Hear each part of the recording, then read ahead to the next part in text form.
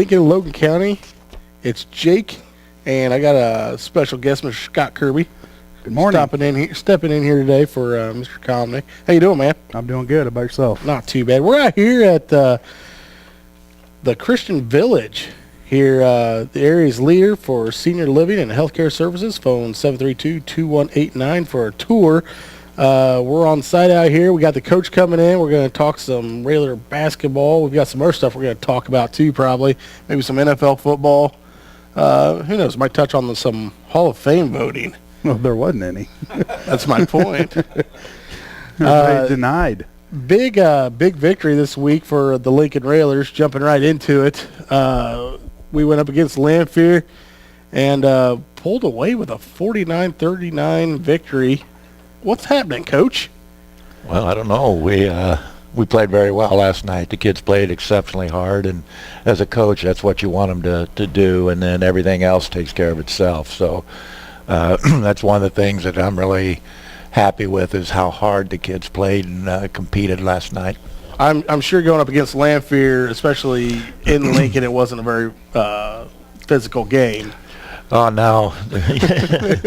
There was no blood on the floor or anything, but it was very competitive, and our kids stepped up again, and, they come with their aggressive offense that scores a lot of points, and we held them to 39 points. So our kids done a nice job stopping their transition game, which is how they score, and the other way they score is if you turn the ball over, and then they get in that running game, and again, it's back to the transition, and our good kids have been really good about taking care of the ball. I don't even know how many turnovers we had last night, but on the whole year, I would imagine we're averaging about 7 or 8 turnovers a game, and that's really, really exceptional. And slowing their transition game down has a lot to do with slowing down Larry Austin, I'm sure. Well, you got to make sure you take and not let him go from one end to the other, and we spent all week preparing for that, and it worked out tremendously, and our kids executed a game plan. The assistants of Coach Greg, Coach J Mac, all of them, Coach Harmson, Farmer, they had things put together really well, and I thought our kids were pretty well prepared with the game plan last night. Yeah, I was going to say, with his speed, it's probably hard to simulate that with J-Mac. Well, in a race to one end of the court, we started half court, and he gets to start on the far baseline, and we get there about the same time. There you go, absolutely.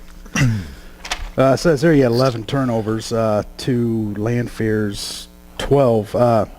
Is that something you practice all week, keeping them out of the lane and just make them shoot from the perimeter, because they were horrid from three-point line? Well, this Bishop kid got into foul trouble, and he's their best three-point shooter. He's going to be an outstanding player. He's only a freshman, and I really don't think he knew what he was getting into coming into Roy S. Anderson Gymnasium, and he's went home last night shaking his head. But we spent a lot of time. You work on transition. You usually go one possession. We'll run offense, and as soon as we shoot it, as soon as the green ball, the ball goes up. The way we do it is made or miss. You take it out of the net and you put it under your arm and you run to the other end. And that's about the only thing we can do to simulate the type of quickness that Lanphier, Southeast, Springfield, basically all the teams. That's how we have to do it, because we don't have time to take it out, and we want to go, and we've got to get back and stop it. And the kids done a nice job of keeping the ball on the perimeter. I was just looking over. The only stat that they really beat us on last night was rebounding. But it's hard when you got 6'7", 6'5" out there for Lanphier, and then Lincoln, it's just hard to get under the basket like that. So I thought we did a decent job rebounding and trying to keep those big guys off the boards. We'll take those numbers. We didn't turn them over as much as I thought we would, but we hit some big shots, and I think we're a very hard team to guard. Just like last night, Tyler Horsham struggled in the first half, and I don't know, he might even threw up an air ball or whatever, but all of a sudden, bang bang, he hits 2 or 3 in a row, and then you got to worry about him, and it's really pick your poison, who you want to shoot the ball for us. And I think our kids execute well enough, and one thing they do is they figure out who's got the hot hand. They also know if I don't have the hot hand to pick and choose my shots. So the kids are learning, and they're doing an exceptional job. Well, Tyler was doing something last night that you don't typically see him do, and that was go to the basket. I don't know if that was maybe to open up his three-point shot, because they were on him the first half, and then, like you said, he hit those two big threes. I think it was third quarter, and that seems to get everybody going. When he hits a shot, then it seems like everybody follows suit and relaxes everybody. But we didn't take a whole lot of three-pointers last night. We were going to the basket. Well, they are when they come into the gym, they say, I'm going to beat you, my other teammate's going to beat you. It's just one-on-one basketball. They're going to guard the ball, and very little help is there in the defense. And in our defense, we got a man and a half on the ball at all. That's our philosophy: have a man and a half on the ball at all times, and be ready to help and things. And it's just, I'm going to beat you, my teammate's going to take care of his man, and right on down the line, and they let their athletic ability take over and try to defeat you like that. So Max done a nice job getting to the basket last night. We put in a lot of different looks for Max to be able to get there. So we get a lot of mismatches with Max, and we can get some smaller guards on him, and Max can post up for a point guard. Right. He does a pretty good job inside as well. So again, there's just another option that you look at that, well, their point guard post, their point guard shoots a three. You got three guys three. Their post players shoot threes. You really have a hard time knowing how to defend us. Especially with, like you were saying, they're guarding one-on-one. You don't have, like you're saying, man and a half on the ball. It makes it a lot more difficult when you got a guy like Max, running the point, driving to the hoop, shooting the three, posting them up. I mean, it brings all those elements to the game. It makes it really tough for any defense, to be honest. Yeah, and we missed a lot of easy shots last night with our dribble penetration. Then you get to the basket, and then they've got to make an adjustment in their defense. Well, maybe we need to sag off, and then you start kicking the ball out. And we had some good looks last night that most of the time we would hit. And you just got to make shots when you're playing teams, and if you do that, you basically win. Sounds like it looks like down the stretch here that you guys really kind of put it away with the free throws. That came in huge. It looks like driving to the hoop and whatnot was paying off later in the game. Well, they started fouling with about 2 minutes to go, I think, and we were up 6. I think we might have missed a couple right around there, but I think we finished by making most of our free throws down the stretch. And I tell the kids, you're going to probably half your basketball games are either going to be won or lost at the free throw line. And last night was one that we won at the free throw line as well. Max Cook led the way last night with 16 points, and Bobby added 10 as well. The points are there, but what really stood out to you last night in the game, Coach? Well, you said Max had 16. I don't even look at his. I mean, he had a great floor game. Yeah. And he took care of the basketball. He handled it, and he was strong with it. And when your point guard will do that, then then you've got a lot of good things happening. And then next week, beginning Monday, we get Joey Olin back, who's basically another point guard on the court. So now then we can deal, and we even got sets where we rotate the two out, and Joey will play point guard sometimes, and Max will go play the 2 spot. So we can really shuffle our people around, and people. Any other coaches, they say, wow, how many sets do you? Well, we have about 80 different looks, 80 to 100 different looks, but really there's only 5 or 6 different sets that we run, but it's all the options that we have off of it. My philosophy in coaching, with our sets and things that we run, evolves a lot around football. I coached football for, 15, 17, somewhere years, and you always run counters, and you always try to figure out, if they're overplaying you, how to come back on things. And I've applied that to basketball to where, in our sets, when they start taking away one, you got to have a counter for it. And that's how we've come up with the philosophy and have put our offensive philosophy together. Well, Lincoln has improved now to 13-3, but impressively 5-1 in the conference. Central State 8 showing very well right off the bat. Tough stretch coming up. Well, there's not an easy one. No. And we've got 5 games next week, so. Yep. I think the kids are in the point in time, especially after last night, is playing as well as they did, that really they need games.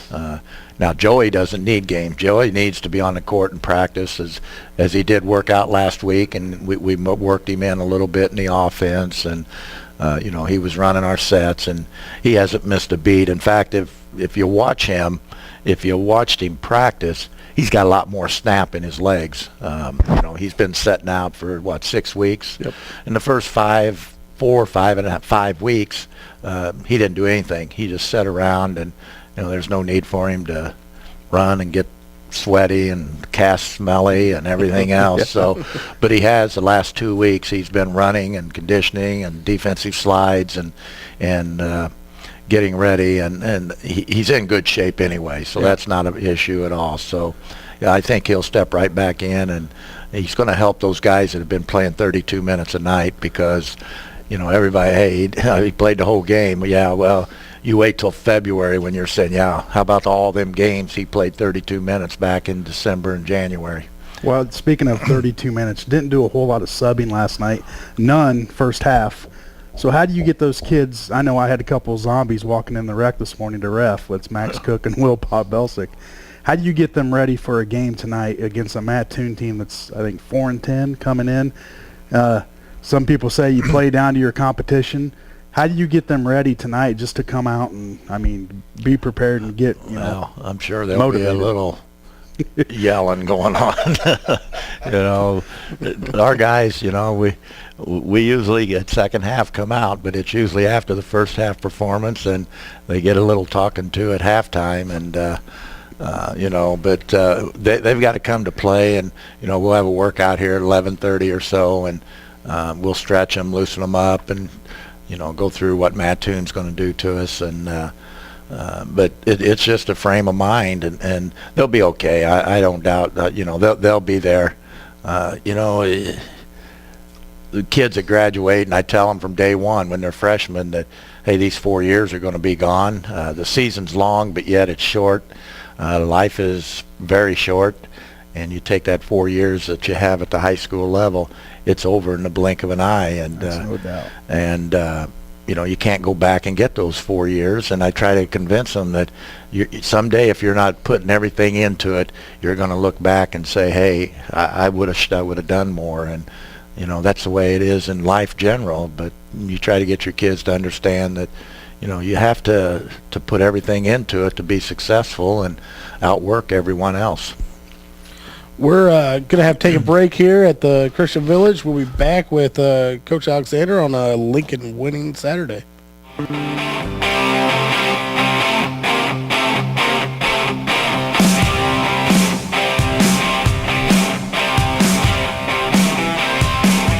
Jim pulling out your wheelhouse right here, right? Already do some headbanging there. We're back on a Lincoln winning Saturday with Coach Neil Alexander, going over some game stuff and talking about the upcoming schedule. Like you said earlier, a big week coming up, starting off tonight at Roy S. Against Mattoon. And then we jump right into the County Market Winter Classic there at Chatham. Yeah, it's 5 games next week, and 4 of them 5 are conference games. So we could be, hopefully our goal is to be 9-1 after that point, and if that happens, then you've taken Jacksonville and give them their 3rd conference loss. I would like to say that things at Chatham are not very good.